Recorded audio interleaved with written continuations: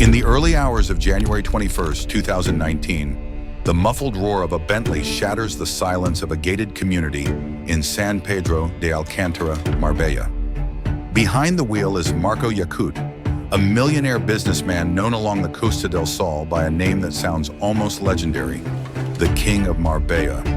He's just seconds from home, but as the car pulls up to his villa, the darkness is torn apart by flashes and thunder. A hail of bullets rips through the quiet night. Over 20 rounds smash into the Bentley's body and windows without mercy. Inside, Marco collapses over the steering wheel, riddled with bullets. The gunman, faces hidden behind balaclavas, vanish into the shadows before anyone can react. Just like that, in a matter of seconds, the reign of Marbella's king ends in a violent ambush. But his story didn't die with him. What followed was a storm of secrets, revelations, and unanswered questions that still echo today. The following morning brought more than just shattered glass scattered on the ground. It left behind an air of mystery and fear. Who would want to kill Marco Yaqout in such a calculated and brutal way? On the surface, Marco was a successful businessman, the owner of popular nightclubs and a beloved figure in Marbella's social scene. His circle included celebrities and millionaires. He was a familiar face under the spotlight at exclusive events. He seemed like the ideal entrepreneur, a Moroccan immigrant who had made it in Spain, rising to the heights of glamour on the Costa del Sol. That's why, when news of his murder broke, many were in disbelief. How could someone like him be gunned down in a Mafia-style execution right outside his own home? Questions flooded the streets of Marbella. It quickly became clear that this wasn't a random robbery or a common act of violence. This was a targeted hit. The scattered shell casings and the precision of the ambush pointed to professional killers. Authorities and the press began digging into Marco Yaqout's life, and what they found behind the polished image of a successful nightlife mogul hinted at something far darker. The first theories were contradictory. Some speculated that Marco might have gotten into trouble over dirty money, or even that he had stolen from a cartel, triggering revenge. But soon evidence emerged suggesting the situation was far more complex. Everyone thought he was just a hard-working businessman, but the way he died told a different story. One international report later noted, hinting at a double life. Who was Marco Yaqout, really? And what had he done to meet such a gruesome end? The entire city, and even media outlets abroad, were searching for answers as the word mafia began echoing louder in every theory. To understand this mystery, we need to go back in time and retrace the rise of Marco Yaqout, the man who crowned himself King of Marbella's nightlife. Born as Abdelhadi Yaqout, Marco became a prominent entrepreneur in the city, taking full advantage of the tourism boom and the exclusive aura of the Costa del Sol. A Spanish citizen of Moroccan descent, he moved skillfully through the right circles. Alongside other partners, he owned and represented some of the most iconic venues in Puerto Banús, the beating heart of luxury and nightlife in Marbella.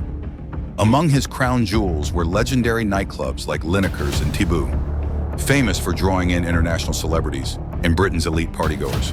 These clubs didn't just rake in fortunes every night, they cemented Marco's reputation as the undisputed king of the Marbella party scene. On warm summer nights, it was common to see Marco strolling through his venues, greeting VIP clients with a confident smile.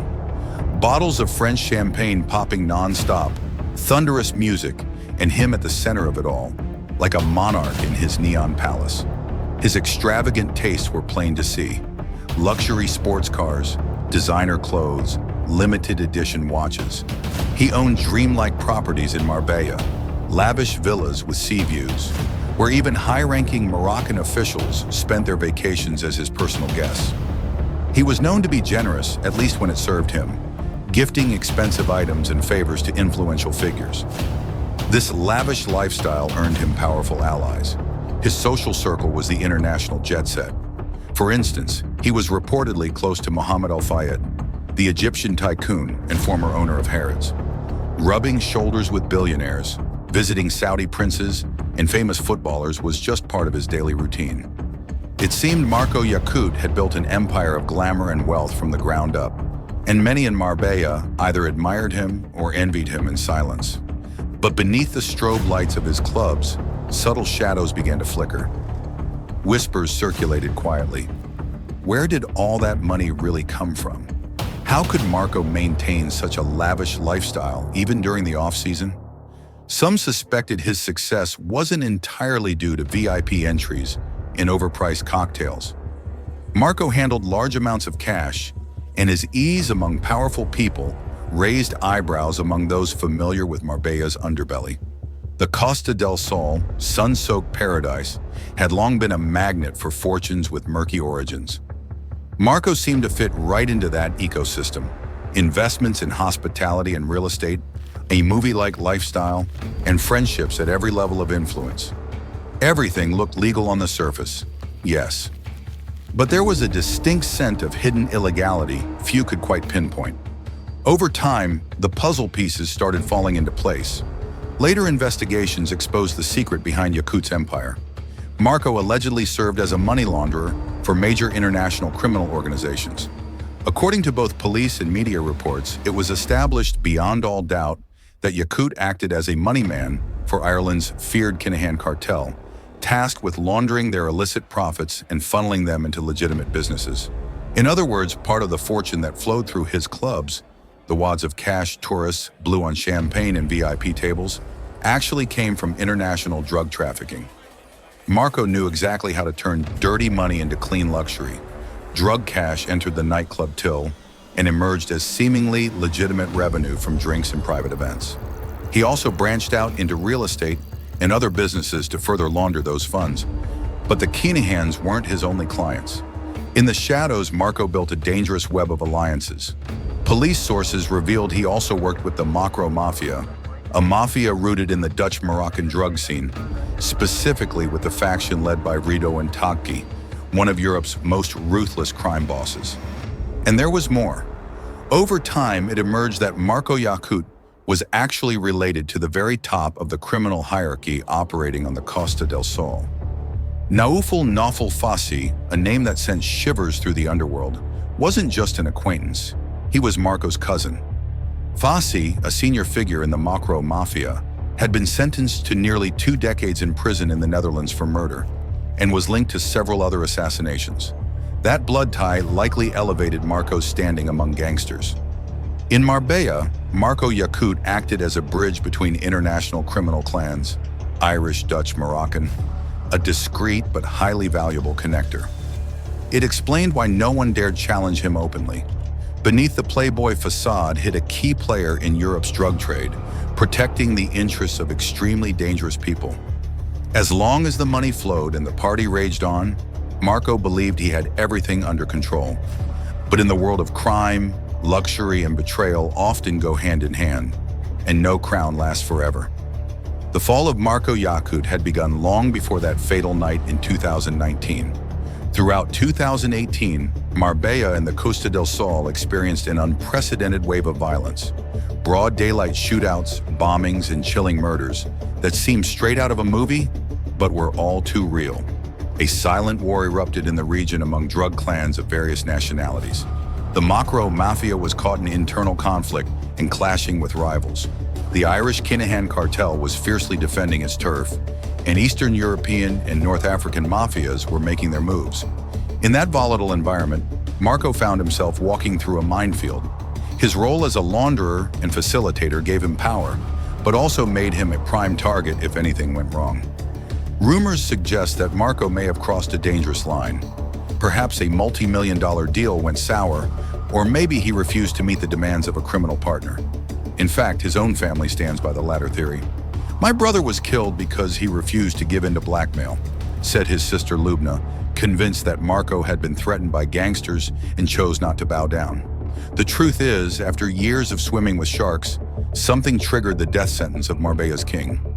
On the night of January 21, 2019, 2 Dutch hitmen, allegedly linked to the Mafia, waited in the dark for Marco. Their objective was clear: eliminate him. The moment Yaqout's Bentley pulled up to his home, they opened fire, giving him no chance to react. It was a cold, professional execution, likely ordered from high up in the criminal underworld. The man who had once lived like royalty was taken down in seconds, consumed by the very shadows he had helped thrive. Marco Yaqout's bullet-ridden body marked a turning point. Marbella woke up that morning to the news that its king had been executed Mafia style, and the reaction was one of disbelief and panic. Spanish authorities launched a full-scale investigation. Given the international scope of the case, they worked closely with police in Morocco, the Netherlands, and Ireland, tracing Marco's tangled web of connections. In March 2020, 6 suspects with ties to Dutch criminal networks were arrested and charged in connection with the murder. It looked like justice might finally be served.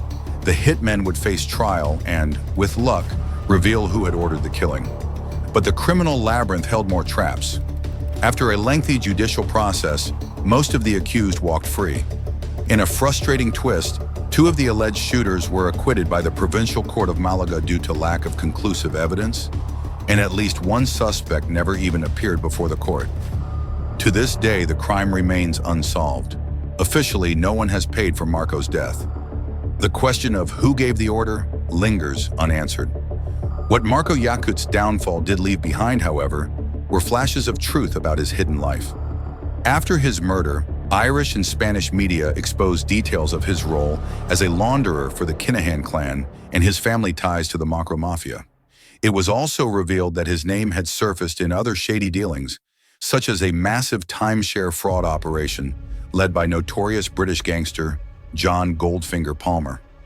A criminal record began to emerge around Marco Yaqout, shocking those who had seen him only as a charming bon vivant. Each new revelation confirmed what many feared.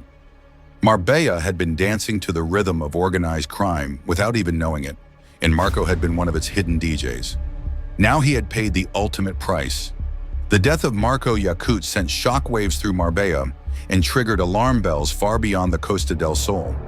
In the weeks that followed, both local and international media spoke of the criminal underworld thriving beneath the glamorous surface of Marbella, revealing that behind its golden beaches and exclusive clubs lurked a global web of mafias. The social impact was profound. Wealthy residents felt fear creeping in. Tourists were greeted by headlines of violence instead of leisure, and authorities were forced to act. Police operations against money laundering and drug trafficking surged across the region. After so many shootings and bombings, media pressure and public fear pushed law enforcement to intensify their crackdown on the Narcos. Marbella, already nicknamed the Narco UN for the sheer diversity of international criminals roaming its streets, was entering a new era of surveillance, but the battle was far from won.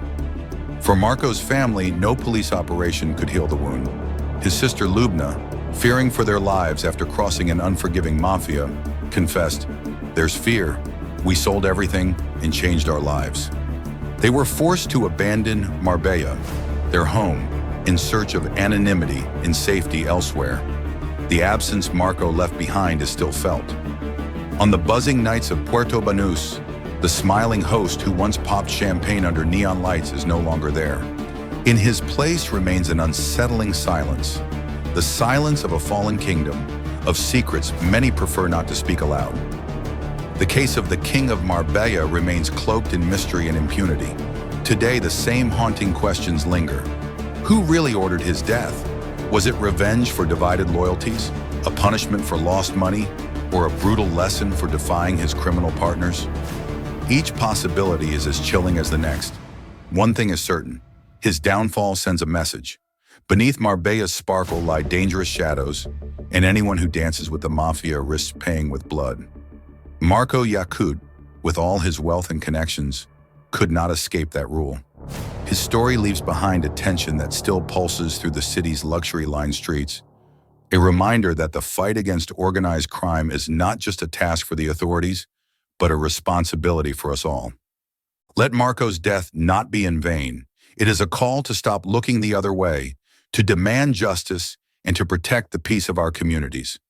Because as long as the questions go unanswered, the blood-stained crown of the King of Marbella will continue to drift through the night, searching for the truth.